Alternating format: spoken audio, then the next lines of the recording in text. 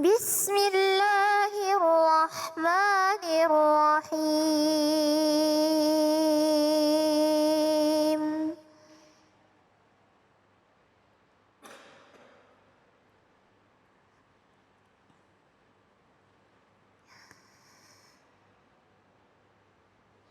ولا تفسدوا في الأرض بعد إصلاحها وادعوه خوفا وطمعا إن رحمة الله قريب من المحسنين.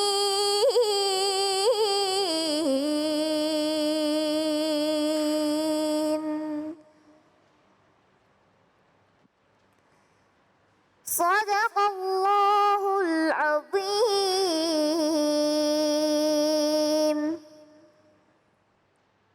Bismillahirrahmanirrahim. Allahumma salli ala Sayyidina Muhammad wa ala ali Sayyidina Muhammad. Assalamualaikum warahmatullahi wabarakatuh.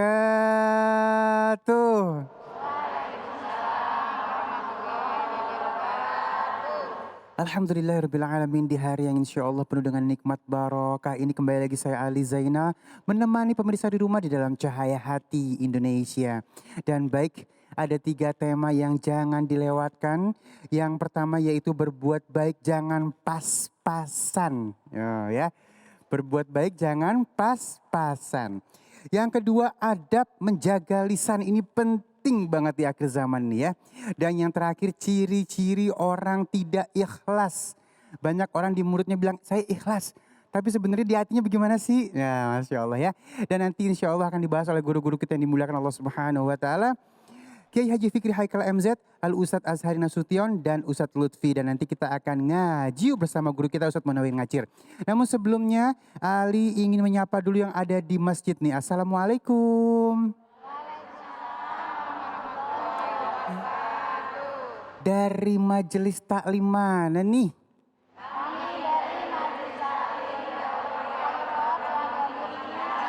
Cikarang Barat, Masya Allah. Terima kasih Umi ya. Mudah-mudahan perjalanan Umi dari rumah sampai dengan ke masjid ini dinilai ibadah oleh Allah Subhanahu wa Ta'ala. Amin ya Rabbal Alamin. Dan Ali kembali lagi ingin mengingatkan tentang 5M, mencuci tangan, menggunakan masker, menjaga jarak, menghindari kerumunan, dan membatasi diri untuk bepergian ya. Kalau nggak penting-penting amat, di rumah aja kita sabar sama-sama. Dan baik, kita akan masuk ke dalam tema kita yang pertama, berbuat baik jangan pas-pasan ya. Bersama guru kita yang dimuliakan Allah Subhanahu wa Ta'ala, Kiai Haji Fikri Haikal MZ. Allahumma sholli ala Sayyidina Muhammad. Assalamualaikum warahmatullahi wabarakatuh. Alhamdulillahi rabbil alamin. Wassalatu wassalamu ala asrafil anbiya'i wal mursalin Sayyidina wa maulana Muhammadin wa ala alihi wa sahbihi ajma'in, amma ba'du. Yang mulia para ulama, para kiai, para habaib, para asatiz dan asatizah, ibu bapak, saudara-saudara, para pemirsa yang saya cintai.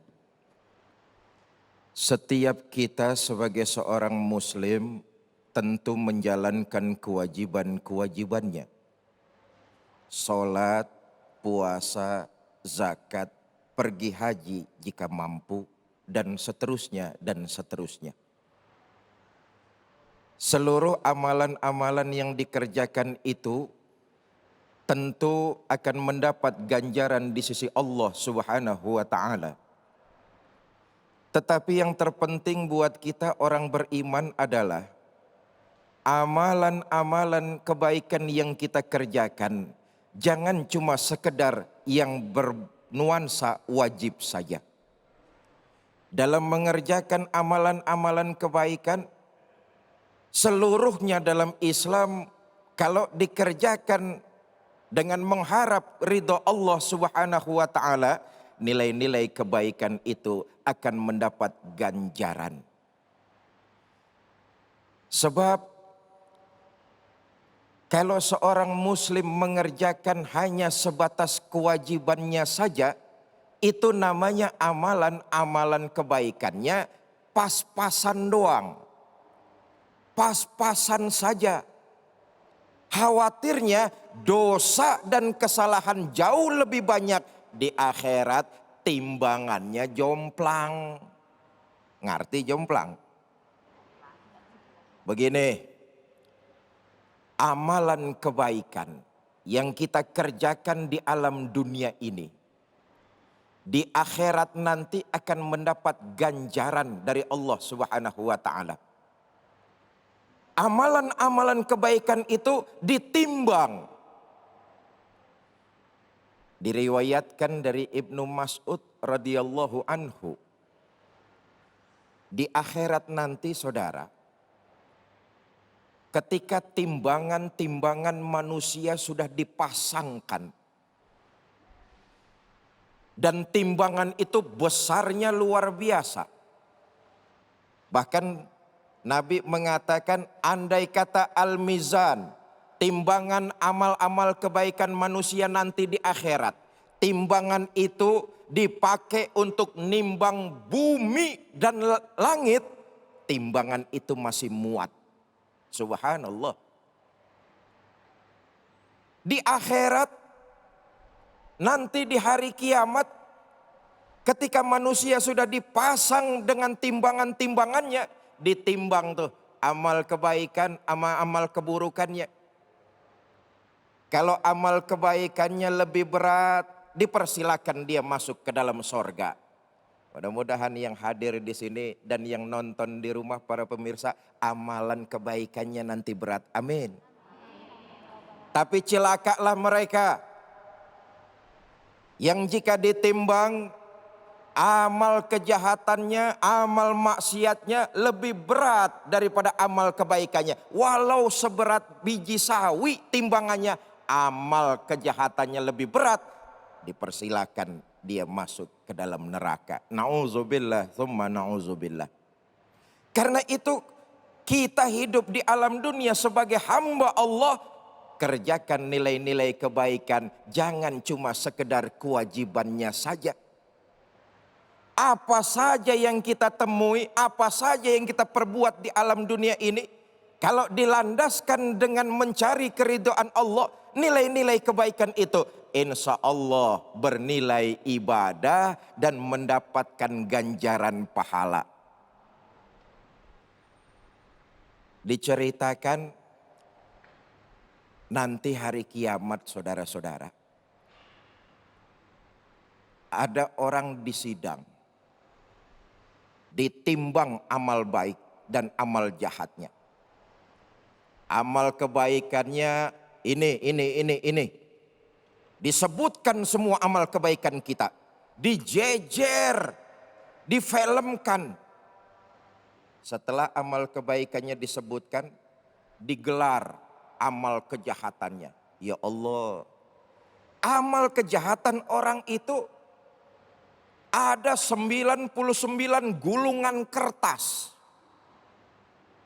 Yang kalau satu gulungan dibuka, panjangnya sepanjang mata memandang. Jam sekian hari ano kamu berbuat ini. Jam sekian hari ini kamu berbuat ano. Disidang orang ini.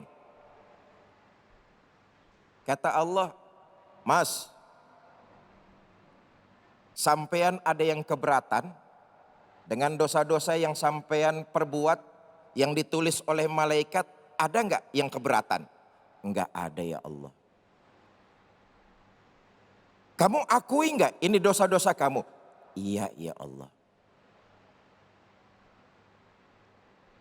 Ketahuilah, amal baikmu dengan amal kejahatanmu lebih besar amal kejahatanmu.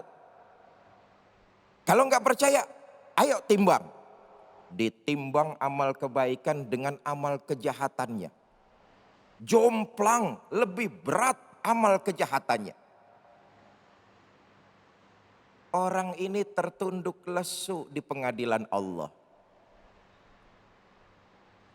Hatinya mungkin berkata, sudah pasti saya jadi penghuni neraka. Tertunduk lesu. Timbangannya lebih berat kejahatan daripada amal ibadahnya. Allah kemudian berkata, sabar dulu, tenang dulu.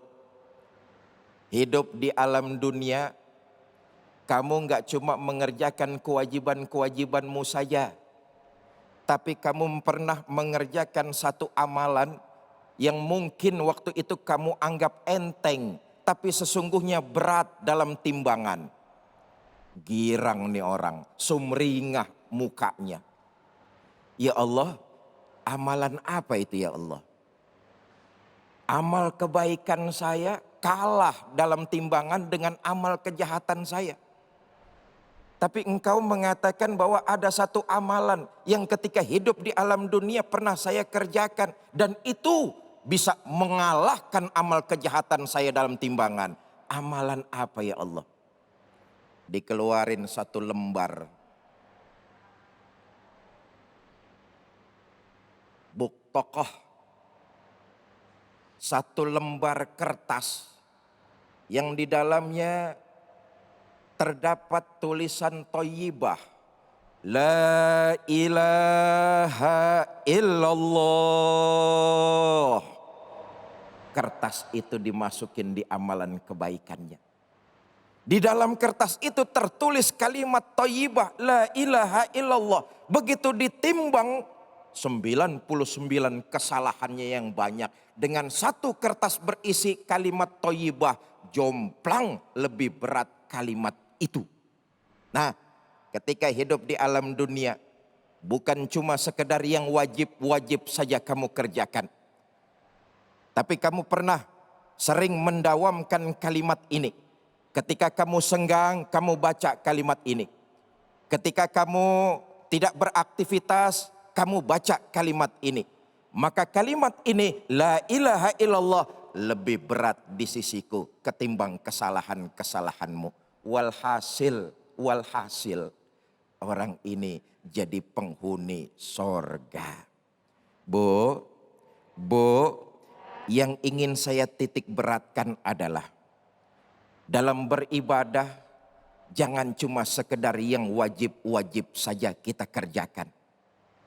Sebab perlu diingat, harus kita barengi dengan amalan-amalan sunnah. Yang di akhirat nanti bisa menambah berat timbangan amal kebaikan kita. Apa di antaranya? Kalimat thayyibah. La ilaha illallah. Ini kalimat yang kelihatannya enteng. Tapi dalam timbangan beratnya luar biasa. Apalagi kaum ibu sambil nidurin anak. Kan bisa mengajarkan kalimat thayyibah. La ilaha illallah, la ilaha illallah, la ilaha illallah, Muhammadur Rasul. Enteng di lisan, tapi berat dalam timbangan. Dawamkan kalimat thayyibah dalam kehidupan kita. Satu. Yang kedua, amalan-amalan sunnah yang bisa memberatkan, membantu timbangan dalam memberatkan amalan kebaikan kita adalah husnul khuluq. Memperbagus akhlak kita. Salat, zakat, haji, puasa, amalan-amalan kewajiban sebagai seorang muslim, maka harus disusul dengan amalan-amalan sunnah untuk memperberatnya. Apa itu? Husnul khuluq, memperbagus akhlak kita. Salat itu pengejauhan tahan. Orang yang rajin mendirikan salat pasti akhlaknya baik. Tanda tanya besar. Kalau orang yang rajin sholat tapi akhlaknya segitu-gitu aja bahkan lebih hancur. Tanda tanya besar. Pasti sholatnya belum benar. Oi, oi, oi.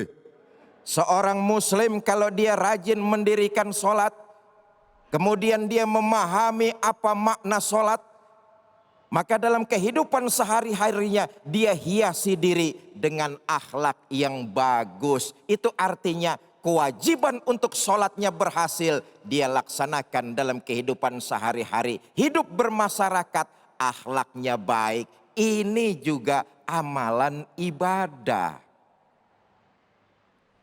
Seorang istri kalau sholatnya baik, dia pasti bakalan jadi istri yang ngerti kondisi suaminya. Nah, ini penting nih. Bu, bu. Oh, lempengan ini belaga budeg loh. Kalau sholatnya benar, maka dia akan menghiasi dirinya dengan akhlak.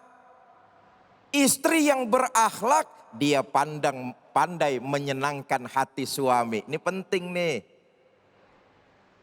Kalau seorang istri sholatnya benar, maka dihiasi dirinya dengan akhlak. Bagaimana caranya? Sebagai istri, dia akan menyenangkan kalau dipandang suaminya. Udah tahu suaminya jam 5 pulang kerja. Jam 4 mandi dah. Ambil air wudhu, sholat asar. Habis itu dandan yang cakep, bebedak yang menor. Hei, hei. Kenapa? Bentar lagi jam 5 Arjuna pulang. Dandan yang cantik, dandan yang rapi. Kenapa? Mau nyenengin suami. Nah, istri yang berakhlak dibentuk dari ibadah sholat, dia akan pandai menyenangkan suami. Karena itu yang kedua, amalan yang bisa memberatkan nanti di akhirat, husnul khuluq, akhlak yang bagus. Itu terbentuk dari kewajiban-kewajiban yang kita kerjakan setiap hari. Wallahu a'lam bishawab. Masya Allah, terima kasih guruku ilmunya ya. Dan baik jamaah yang dimuliakan Allah Subhanahu wa Ta'ala, sesaat lagi kita akan membahas tentang adab menjaga lisan. Ini penting banget ya. Dan insya Allah akan dibahas oleh guru kita yang dimuliakan Allah Subhanahu wa Ta'ala, Al Ustadz Azhari Nasution. Jangan kemana-mana, tetap bersama kami di Cahaya Hati Indonesia.